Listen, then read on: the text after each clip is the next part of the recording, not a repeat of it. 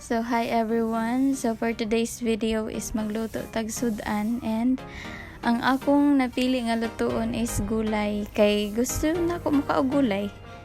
Mao lang sa pabadi ay bitaw ay. Nagluto ko ani og gulay nga ang sagulgod kay talong.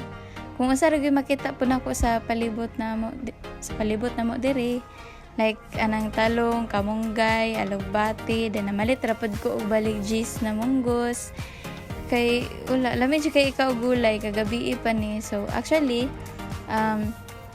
lami kay siya sa mata kanay kung magkaon ka og gulay nga kanang fresh kay mga color.